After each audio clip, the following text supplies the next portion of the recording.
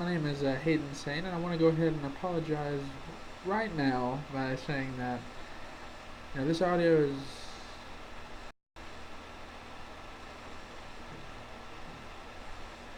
one moment starting. Awesome, it's fantastic.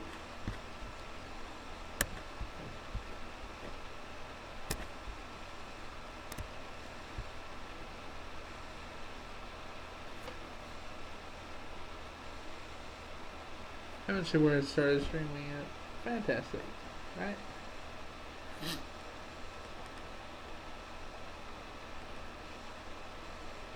Alright, awesome.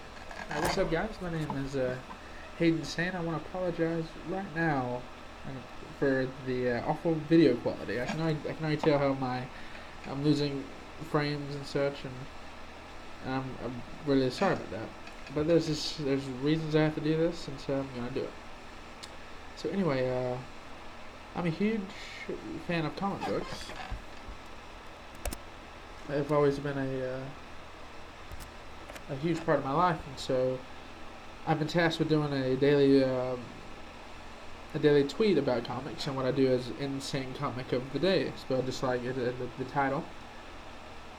And basically, I take a comic and I talk about it 140 characters, whether it's something that's really important to me or just something that's a fun, book I like. But I decided, and I've also doing a blog as well at Insane Comic of the Day or InsaneComics.com, and I decided to pull a few and talk about them here, and so just let's begin, I guess.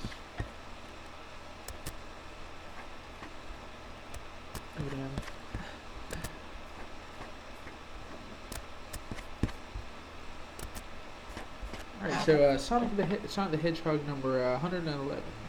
Now this is big for me, not really because the story or anything. It's really just the character of Robbo the Hedge, who you see in the bottom right corner. He is kind of the Sonic universe's take on Robin Hood, who's a huge, big influence on what I enjoy, like superheroes like Green Arrow, Hawkeye, and such. And so that's really what's important to me about that character. And then also, this is one of the earliest books I ever remember buying. Oh, and also that color. I know it's, some people frown upon, closed-minded people, say it's, anyways, that color too. I enjoy that color. I might get into that. So the next, we have Thor number 3, and this is from the, oh man, when was that? Probably the 07, the 07 series. This is by J. Michael Straczynski and Olivia Coipel, who have just gone on to be some of my favorite, my favorite creators, really. So this was around the return of Thor, right? So a few years before they did Avengers Disassembled, and part of that was Ragnarok took place, and Thor got taken out. And so while he was gone, during the events of Civil War, Iron Man, I believe it was Yellow Jacket at the time, and Hank Pym, obviously. Reed Richards, Mr. Fantastic, took it upon themselves to create a cyborg clone of Thor called Ragnarok, which just has to put it, a little salt in it, of course. And so one of the big things of this story was having some. Oh my God, I'm so sorry about this, guys. It's awful, I know. Big thing with that was the.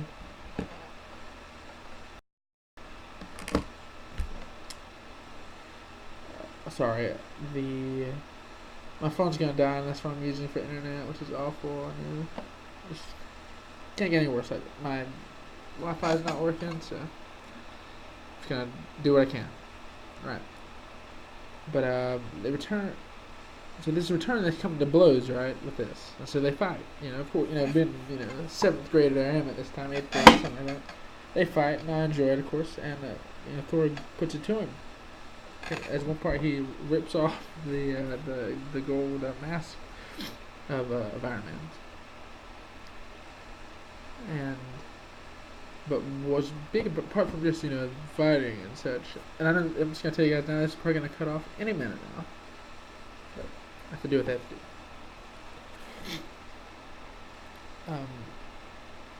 They're actually in post Katrina New Orleans, and it was really special because like Straczynski is the guy who did the famous 9/11 story for Marvel with Spider-Man. So this kind of went back tackling real world issues and stuff, and it was handled really well, I believe. Anyway, so that's important. It's also this book was one of the first I ever subscribed to Marvel. So that's that. No one else. Yeah, a Red Robin #2. Now this is big because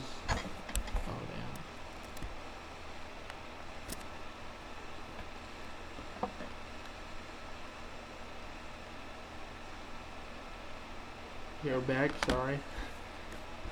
They say it's gonna be it's fantastic, that's what it is. I would watch this.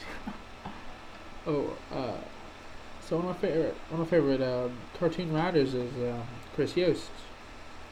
And then one of my favorite Robins is my favorite Robin is Tim Drake from DC side of things. So seeing both of those paired together, that's led me to pick up this book. Red Robin #2, and he hasn't really quite been the same in this series. Like in DC's New 52, he hasn't been quite as good. But I really enjoyed this series. There's that. And then what we have? This is a very new book. This okay, it's not live. Awesome.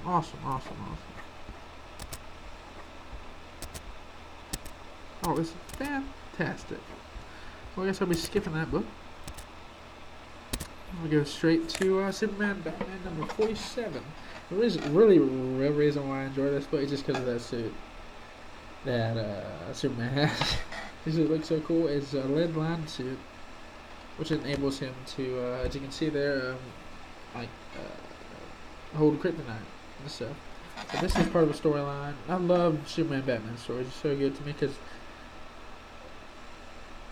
they they contrast them and they compare them and stuff in an awesome way.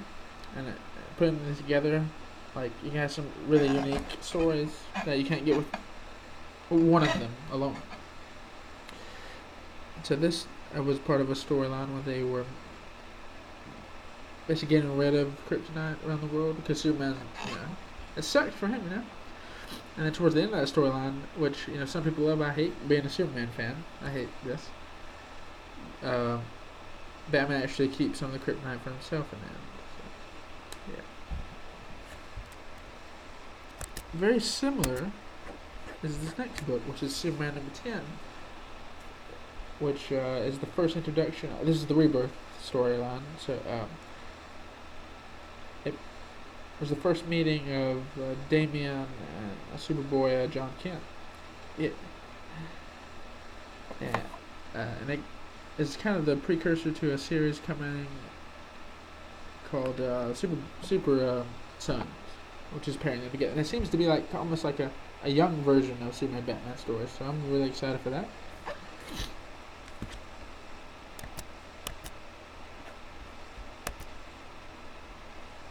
Then we got Tron Betrayal. This is #2 of this series. So I love Tron, it's fun. I know a lot of people didn't really like the new stuff, but I did. You can't a simple story of the guy going in to get the rights to his video game, essentially, in the first one, and that's it. Come on. They added some cooler stuff to it in the sequel. But what this book is important to me because it kind of put me at ease. Like, being along with other people, they may not talk about this, but they were. Oh yeah, I always thought it'd be good. But basically, like, when we found out that Disney was buying Marvel, a lot of people got scared. And I didn't know what was gonna happen. I thought they were gonna just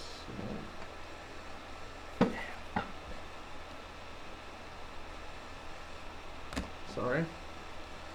You know, what was going to happen? We thought that, I don't know, they were going to kitty it up, basically. I guess that's silly, I guess, to even think that way. To even care, really, honestly. Because it's kid stuff anyway, right? Let's be real.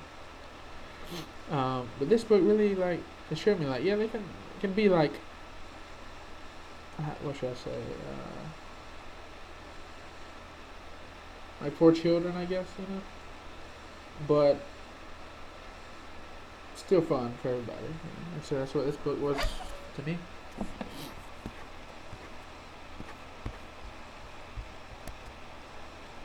Next, I don't even think this is updating for YouTube. Like the stuff I'm putting on. It sucks.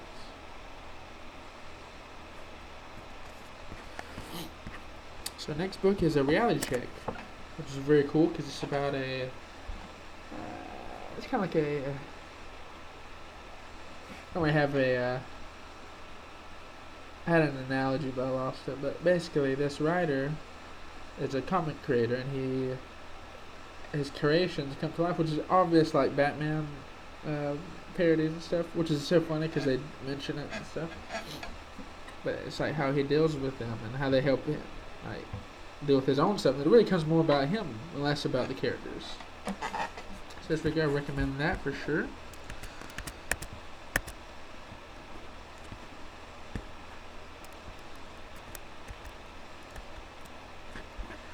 Captain America number 34? Yeah, 34. Of the third, fourth, fifth set? It's the the awesome Ed Brubaker series. I think it's his first or second round volume. I think it's his first. Yeah, it had to be. So this is after the death of Superman. This is the first book that Bucky took up the mantle of Captain America. Now there have been some issues, like 3 issues before that, where there was no Captain America in the series. And just all like trying to figure out who would be and stuff, you know. And by the end of 33, then Bucky gets like it's chosen, basically, I guess, sort of. I get, you know, whatever. And so 34 is when he's actually in action as Captain America. And it's also important to me because it's the first script I ever read, the comic script I ever read.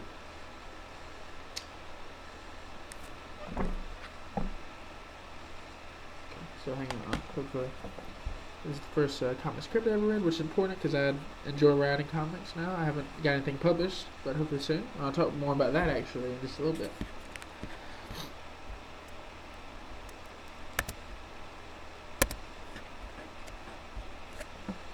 So the next book is Supreme Power. Now this is also Straczynski, so of course I'm gonna love it. This is one of my favorite books, probably.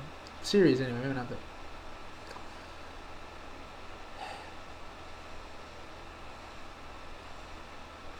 This may not be one of my favorite. I'm so sorry about this. This is the way it is.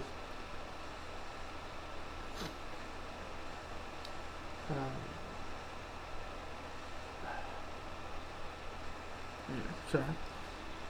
This is a retelling of the Squadron Supreme characters, if you know those from Marvel.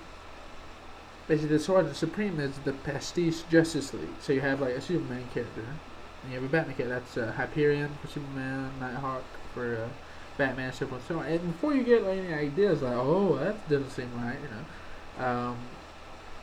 know that DC has Avengers called Champions of Angor. They have like, oh god, what are they called? They're not as memorable. Obviously, this happened that way, I guess.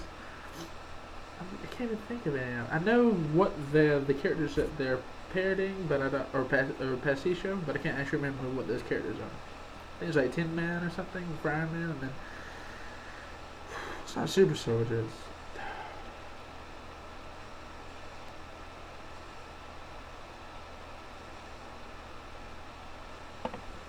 Maybe it.